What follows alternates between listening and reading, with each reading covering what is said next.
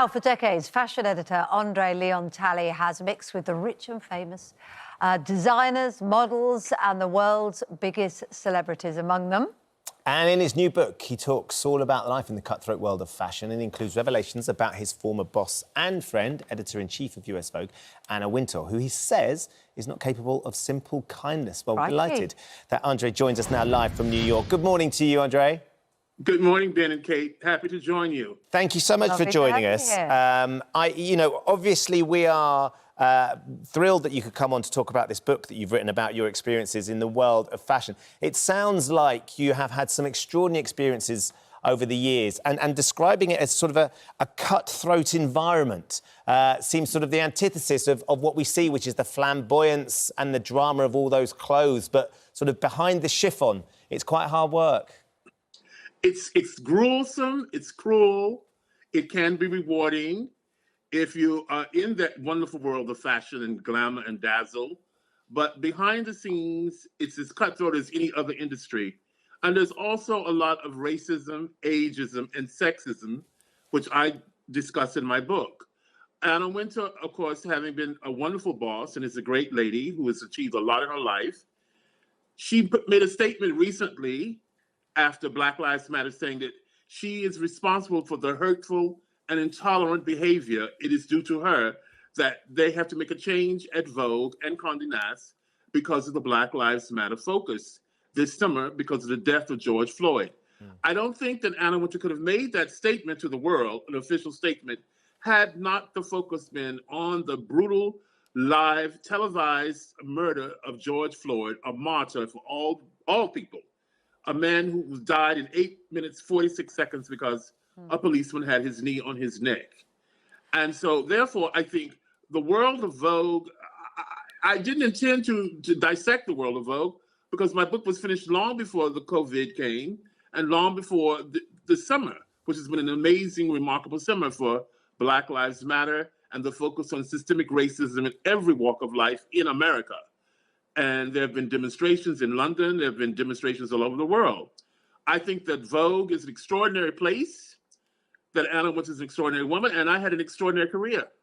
I was very interested that you said, you described yourself as a man of colour and said that when you were beginning your career and as you were moving up with so much success, you didn't think about the colour of your skin as being any hindrance particularly until very recently. So is it because you weren't aware of prejudice against you, or you hadn't experienced it, or you just, it was just one of the factors that you had to battle? Explain that a little bit. Kate, I've always been aware of the injustice against men of color and women of color, people of color. I grew up in a segregated Jim Crow South. I went to a segregated school. I saw the prejudice of the society. Things were done to Black people. They did not have equal pay. Voting rights, because of the Voting Rights Act in '65, we got to be able to vote. They used to oppress the vote in the South. And so I was well aware of racism. It didn't happen to me until I got to Paris, where I was applauded and I was received beautifully by the great giants of fashion, Yves Saint Laurent, Hubert de Givenchy, and Karl Lagerfeld.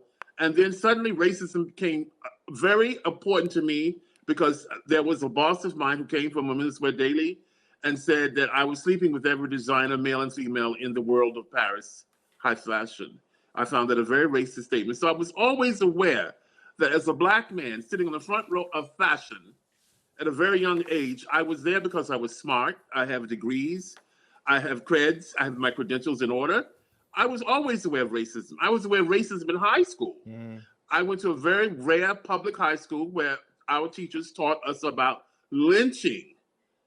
4,000 Black people were lynched in this country from the 19th century into the early 20th century.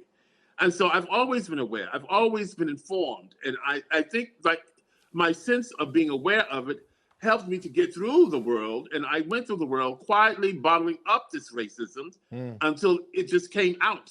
It came out when I suddenly found Anna Wintour taking me off of a job at Vogue and never explaining to me why I was removed from the job. I just think she could have had the decency to call me up and say, Andre, we're moving on. We're going with a young black girl as opposed to a 71-year-old man. And she's got 2 million followers on YouTube. And we've got to go this way. You've been great, thank you. And we'll find something else to do. Or goodbye. A goodbye would have been fine. Do you understand why she may have made that decision? I'm just wondering, because you would have had to have made decisions along the way about, I mean, it's an industry about the way people look, isn't it? Youth is prioritised. Totally. Size is prioritised. So would you have had to have made decisions in the past that you now look back on and think, actually, I shouldn't have made that decision? No, I regret none of my decisions, but I do understand her business decision.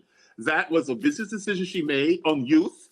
Youth brings money, and this young lady who did not have the knowledge and experience had 2 million followers on YouTube. I do not have 2 million followers.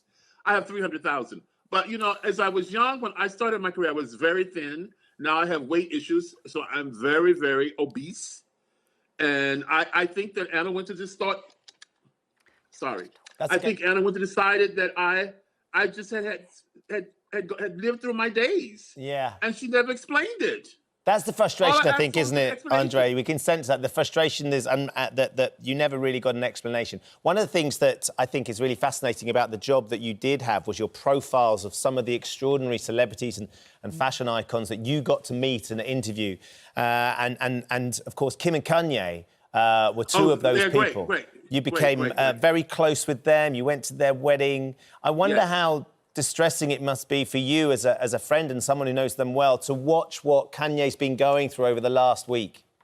I wake up every morning and I do get all my news from the Daily Mail UK. That is the first thing I do at 6 o'clock a.m. every day. And I pray for Kanye. I know Kanye and Kim very well. I'm very, very concerned about Kanye. He's a brilliant artist. He's a brilliant creative genius. And I'm very concerned for Kim and her 4 children. And it's very disturbing, and it's a very upsetting moment. And I just pray for Kanye. I pray for him as a man of color he's risen to such high levels of success. He's in a Forbes magazine cover and everything. And this is just disturbing. And I just pray for him, and I hope that he will keep his family together. I hope that there will come out something good will come of this. I'm very, very disturbed about the way... Some cynical people were saying that, you know, it coincided with an album dropping, that they are experts, the pair of them, at PR and promotion. Do you have a sense, knowing them, that this is real, or is it also controlled in a way? I have a sense this is real. I know them well enough to know, and I know I know Chris very well, and Kim.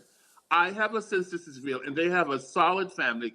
I mean, Kim and Kanye had 4 children together, and it's just, there's a family unit there, and there's concern. I think it's real. I don't think it's calculated because of an album drop. No, it's not calculated.